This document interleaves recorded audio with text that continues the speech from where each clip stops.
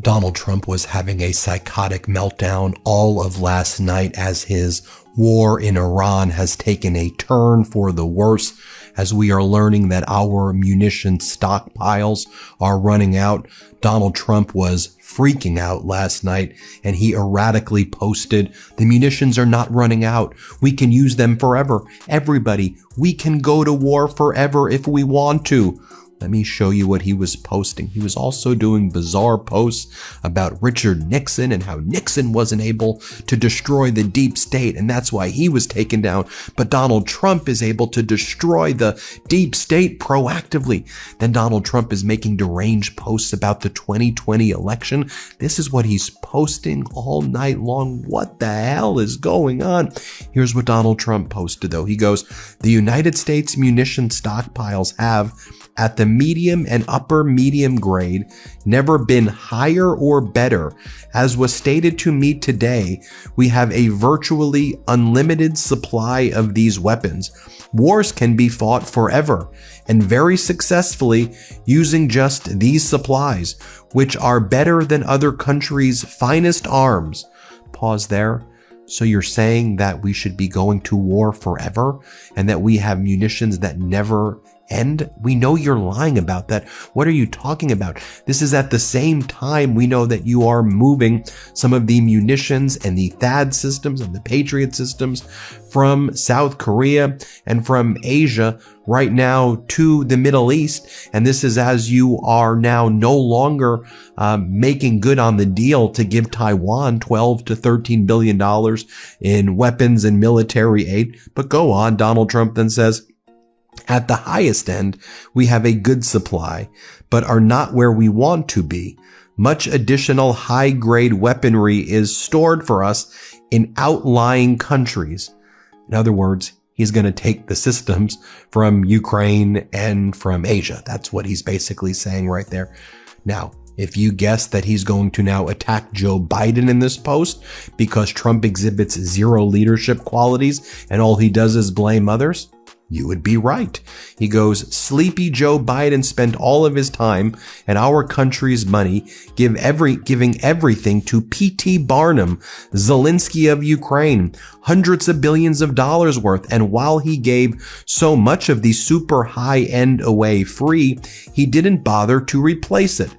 So again, pause right there.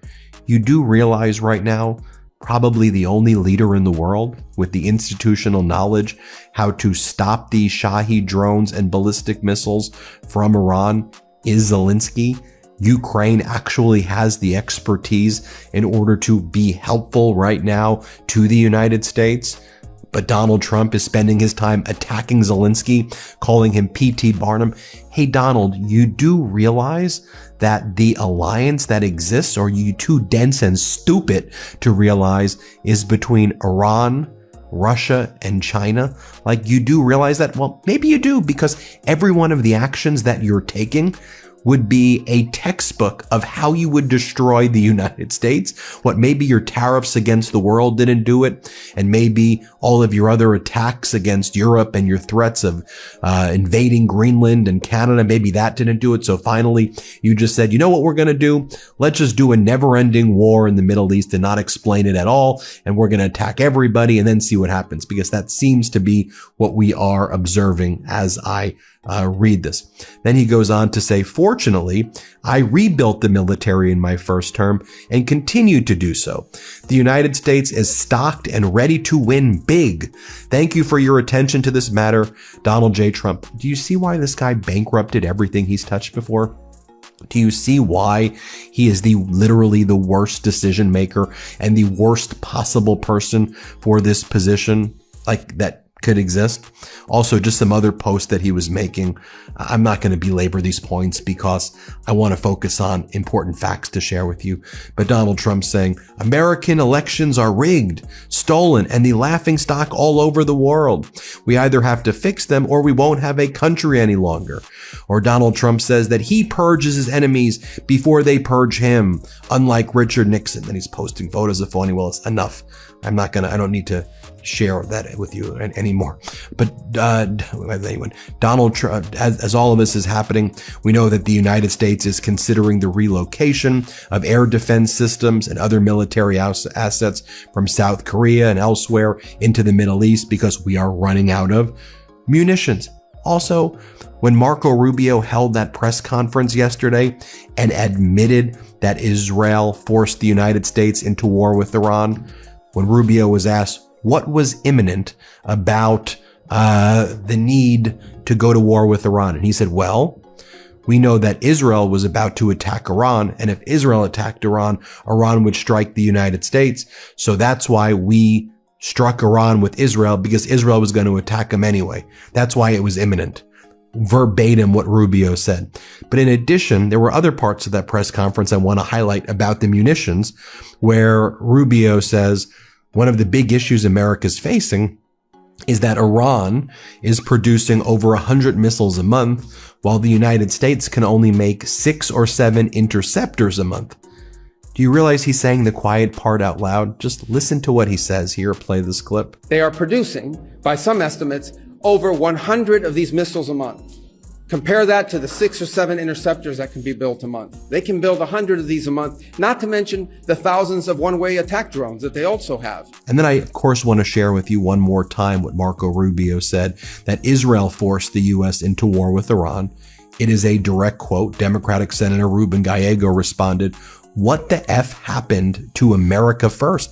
Listen to what Rubio said for yourself. Play this clip. There absolutely was an imminent threat, and the imminent threat was that we knew that if Iran was attacked, and we believed they would be attacked, that they would immediately come after us. And we were not going to sit there and absorb a blow before we responded, because the Department of War assessed that if we did that, if we waited for them to hit us first after they were attacked, and by someone else, Israel attacked them, they hit us first, and we waited for them to hit us, we would suffer more casualties and more deaths. We went proactively in a defensive way to prevent them from inflicting higher damage. Had we not done so, there would have been hearings on Capitol Hill about how we knew that this was going to happen and we didn't act preemptively to prevent more casualties and more loss of life.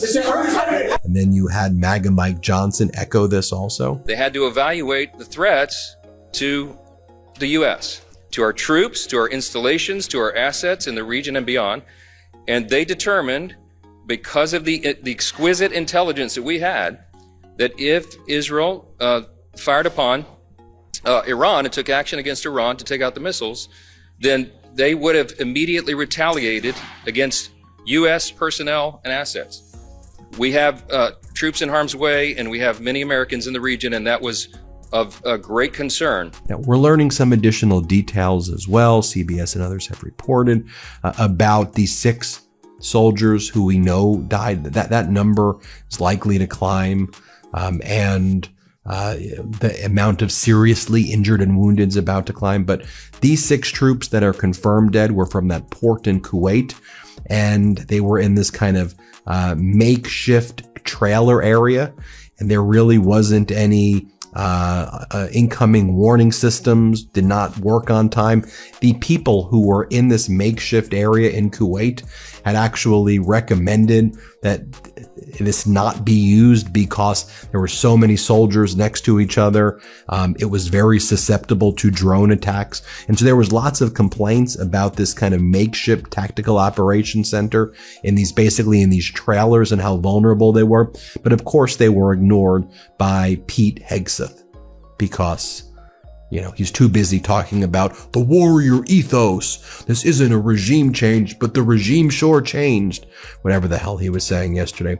The United States also doesn't really have any backup other than the U.S. and Israel going it alone.